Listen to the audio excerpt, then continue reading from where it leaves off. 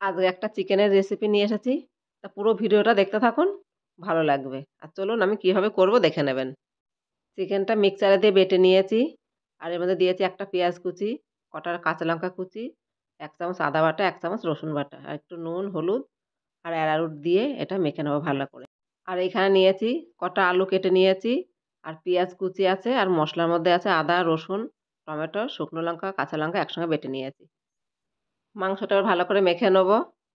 ভালো করে মেখে নিয়ে ১ ঘন্টা কিন্তু এটা চাপা দিয়ে রাখতে হবে। ১ ঘন্টা না রাখলে খেতে কিন্তু অতটা ভালো লাগবে না। তাই এর মধ্যে একটু দেবো গোলমরিচ গুঁড়ো, আর দেবো একটু গরম মসলা গুঁড়ো, আর দেবো একটু লঙ্কা গুঁড়ো। এটা ১ম এ দেয়া হয়নি। তা এখন দিয়ে এটা আবার ভালো করে মেখে নেব। আর মেখে কিন্তু ওই ১ ঘন্টায় চাপা দিয়ে রাখবেন, তারপরে ভাজবেন। এটা ভালো করে মেখে নিই আমি আবার। এটা খুব ভালো করে মাখতে হবে। সুন্দর করে মেখে নিয়েছি। হাতে একটু তেল বুলিয়ে নিলাম। ছোট, ছোট এবার বল তৈরি করে নেব। বলগুলো তৈরি করে নেব ১ম এ।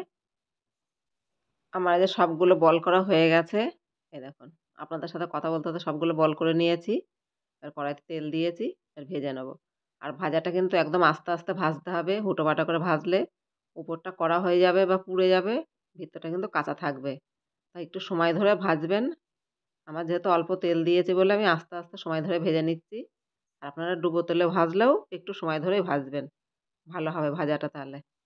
আমি এগুলো একটু বড়, বড় করেছি বলে আমার একটু সময় লাগছে ভাজতে। আর আপনারা চাইলে একটু ছোট, ছোট করে নেবেন, নিয়ে ভাজবেন, ভেজে রান্না করবেন। ওটাও খেতে ভালো লাগবে। তাও ভাজা হয়ে গেছে, তুলে নেব। এই যে সবগুলো ভেজে থালায় তুলে নিয়েছি। আর এই বলগুলো আমার ভাজতে ২০ মিনিট সময় লেগেছে। ওই তেলে আলুগুলো ভেজে নেব। আলুগুলো ভেজে তুলে রাখবো। আর একবার হলো করে খেয়ে দেখবেন, খেতে কিন্তু খুব সুন্দর হয়। না করে খেলে কিন্তু বুঝতে পারবেন না। তা আলু ভাজা হয়ে গেছে, আলুগুলো তুলে নেব। এবার এই তেলে তেজপাতা ফোড়ন দিলাম, কটা জিরে ফোড়ন দিয়েছি, পেঁয়াজটা দিয়ে দিলাম, দিয়ে একটু ভেজে নেব। একটু লাল, লাল করে ভেজে নিয়েছি। এর মধ্যে এবার মসলাটা দিয়ে দেবো। আর মসলার মধ্যে আছে আদা, রসুন, কাঁচা লঙ্কা, শুকনো লঙ্কা, টমেটো একসঙ্গে বেটে নিয়েছি। এর মধ্যে একে, একে মশলাগুলো, শুকনো মশলাগুলো দেবো। নুন, হলুদ, লঙ্কার গুঁড়ো দিয়ে ভালো করে কষিয়ে নেব। এটা কিন্তু ভালো করে কষাতে হবে। এর মধ্যে এবার আলুগুলো দিয়ে দেবো। দেখুন কষানো হয়ে গেছে, উপর দিয়ে তেল ভেসে উঠেছে। আলুগুলো দিয়ে আরেকটু কষিয়ে নেব। আর বলগুলো কিন্তু এখনই দেবো না। এই যে আলুগুলো কষানো হয়ে গেছে। ভালো করে আলুগুলো কষিয়ে নিয়েছি। এটা কিন্তু খেতে সত্যি খুব সুন্দর হয়। না করে খেলে একদম আপনারা কিন্তু বুঝতেই পারবেন না। এত ভালো খেতে হয়। আলু কষানো হয়ে গিয়েছে, জল দিয়ে দিলাম। এবার ঝোল ফুটে গেছে। এবার বলগুলো দিয়ে দেবো। দিয়ে এবার ভালো করে ফুটিয়ে নেব।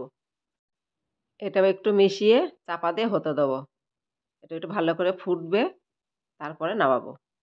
উপরে কটা ধনেপাতা দিয়ে দিয়েছি। একটু গরম মসলা দিয়ে দিলাম। দিয়ে আরেকটু নেড়ে চেড়ে নামিয়ে নেব। মানে এটা হতে একদম সময় লাগে না। বলগুলো ভাজতে যা সময় লাগে। আমার এই রেসিপিটা কেমন লাগলো আমাকে কমেন্ট করে জানিও।